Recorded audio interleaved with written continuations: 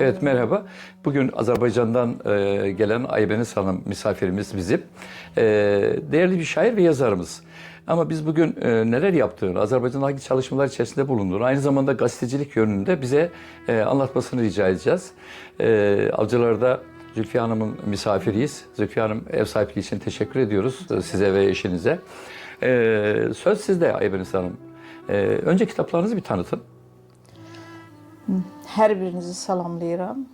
Xoş gördük sizi və sizi burada yanımda gördüyümdən çox məmnunam. Olduqca sevincliyəm. Deməli olar ki, mən 2003-cü ildən Türk Dünyası qəzeti təsis elədim. 2018-ci ilə qədər bu qəzetdə 4 dildə, yəni çap olundu. Bu Türk dilində, Azərbaycan dilində, Rus dilində və İngilis dilində bunu çap elədim. Amma zaman-zaman çətinliklərimizdən dolayı artıq bu qəzet çıxmağa yəni imkan olmadı. Son 2018-ci ildə artıq qəzeti İsmi neydi gazetenin? Türk Dünyası. Türk Dünyası. Türk Dünyası diye bir gazete idi. Gazet beynəlxalq qəzetdir. Bütün Türk Dünyası ədəbiyyatına aiddir. Əsas qəzetimizin amacı bu idi ki, o harda bir türk varsa onun başına gətirilən terrorlar, bəlalar, yəni Azərbaycanın başına gətirilən o soyqırımlardan tutmuş, bütün Türk dövlətlərində başımıza gətirilən həqiqətləri dünya ictimaiyyətinə çatdırmaq olubdur. Və bunu da bacarmışdıq, eləmişdik. Amma təəssüflər olsun ki, 2018-ci ildən artıq mən bu qəzeti buraxa bilmədim.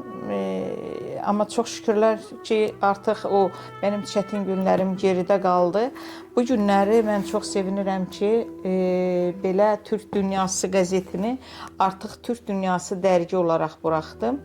Bu demək, Türk Dünyası şairlərinə, alimlərinə, sənət adamlarına, hər birinə demək olar ki, bir qapı açdıq. Bu qapı hər zaman onların üzünə açıqdır. Bu dərgi onlar üçündür. Adətlərimiz, ənənələrimiz, bütün tarix boyu başımıza gətirilənlər, ədəbi incəsənətimiz, sənətkarlarımız, rəssamlarımız, demək olar ki, nənələrimizdən bəri gələn adət-ənənələrimiz bu jurnalda artıq rubrikalar halında verilibdir. Gazete devam ediyor mu yoksa tamamen dergiye mi döndünüz? Tamamen artıq qazete deyil, artıq bu dərgi olaraq çıxacaqdır. Yılda 80-100 səhifəlikdir.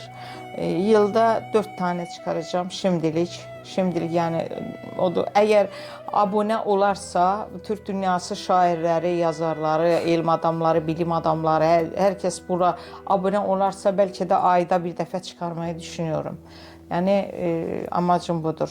Bir də ki, bu gəlişimin də səbəbi mən hər zaman Türkiyədə benim demək olar ki, bütün kitablarımın imza günləri keçirilib. Buradakı etkinliklərə, proqramlara davətlər almışam.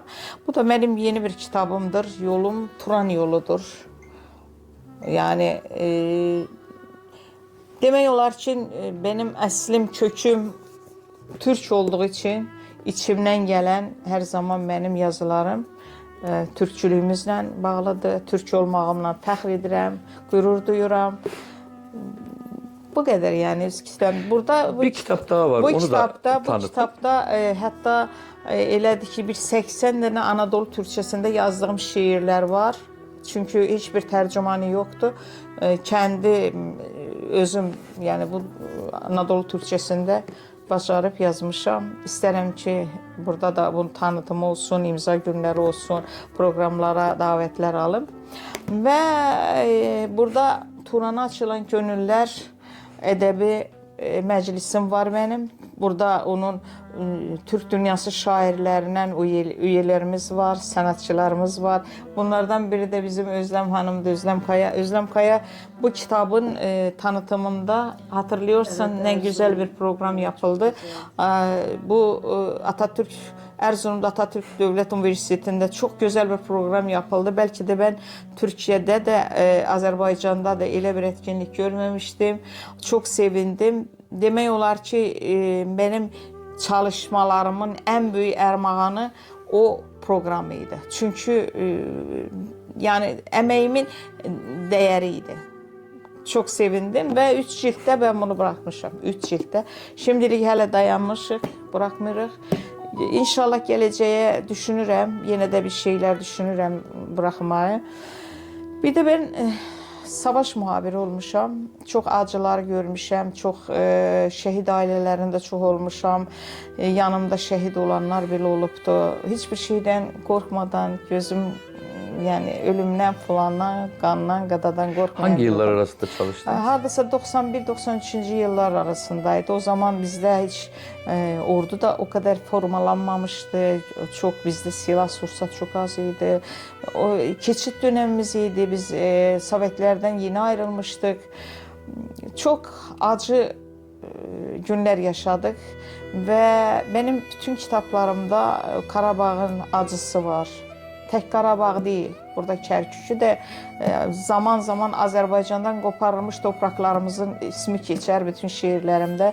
Beni tanıyan, beni görən, mənim şeirlərimi, yazılarımı araşdıran hər kəs bilər ki, məndə ən çox vatan şeirləridir. Vatana çox bağlıyam. Çanaqqalı şeirlərim çoxdur, Kərkük şeirlərim, Türkmən elinə şeirlərim var. İçimdən məsələn hardasa bir sevgi şeiri gələrsə yazmaya başlaram sevgi şeiri amma 2-3-cü qıtadan sonra artıq bəndən asılı olmadan keçəcəkdir torpaq həsrətinə, yurt həsrətinə. Yəni öyle yazıram. Şimdi aslında çok ilginç bir dönemde çalıştınız. Ben size katkı sunmak amacıyla şunu söyleyeyim. Bakın o Azatlık Meydanı'nda 20 Ocak'ta yapılan bir tanklarla ezilmeler var. Evet, Ardından ben oradaydım. 91 yılında bağımsızlık var. Siz o dönemde Ben o gazetesiniz. dönemde oradaydım. 88. yıl o meydanda ben o insanlar ki Tophana meşələrinin, ormanların kırılmasında biz ayağa kalktık. Evet. Meydan hareketine ayağa kalktık. 91'de Azerbaycan bağımsızlık ilan etti. 92'de Hocalı soykırımı var. Ardından da Ermenilerin Azerbaycan topraklarını işgali geliyor. Doğru. Siz o dönemde yaşadınız. Yani nasıl gördünüz? Halkın tepkisi nasıldı? Sizin tepkiniz nasıldı? Çok acı günler idi. Öncelikle ben hiçbir zaman o geceyi unutmuram. 20 yanvar gecesini. Çünkü ben o meydanda tamam oradaki bizim insanlar ki 20 yanvar dediğimiz ki metro stansiyamız var. Biz oraya çok yakınıydık. O zaman saat 12'den başladılar atmaya insanlara ve gece saat 3 ile 4-5 arası artık iri çaplı pulemyotlarla, iri çaplı silahlarla yani gürültüden yatmak mümkün değildi ve ben de evde kocam benim üzerime kapını kapatmıştı ki ben hiçbiri çıkabilmeyeyim ki yani bir şey olmasın bana ama sabaha karşı çıktım evden. Hemen gece demək olar ki, hastaneləri də ışıqları sönmüşdü. Yəni artıq ışıqlar kəsilmişdi, yox idi. İnsanlar şam işığında ameliyatlar olurdu. Ben de gittim kan vermeye gizlin.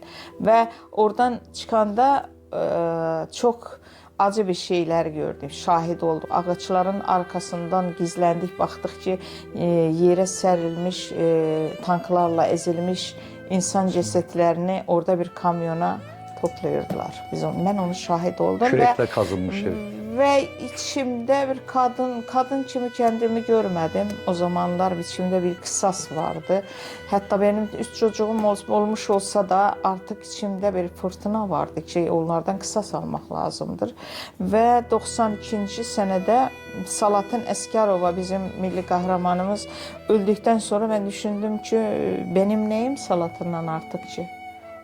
Belki ben de gidip şehit olurum. Ben o zaman kocam da iyi bir insan idi. Çocuklarına çok bağlıydı. Ben ona söyledim ki bəs benim çocuklarıma sen yaxşı baxarsan mən gedirəm, durmuram. Mən döyüşməyə gedirəm və benim doğulduğum yerde de savaş var idi ama oraya gitmedim ki babam koymayacaktır. Kubatlı'ya gittim.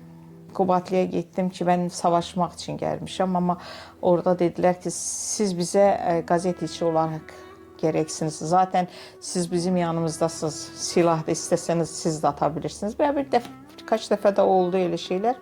Ama ben orada çok gençleri gördüm. Hatta bir şey söyleyeyim. Orada bir gün oturmuştuk. Baktım ki bir subay, Türk asker, subay var. Türk. Atilla isminde. Ben ona yaklaştım. Dedim ki kardeşim dedim siz şu an güzel yaşayabilirdiniz Türkiye'de. Sizi buraya ne getirmiş? Niye geldiniz?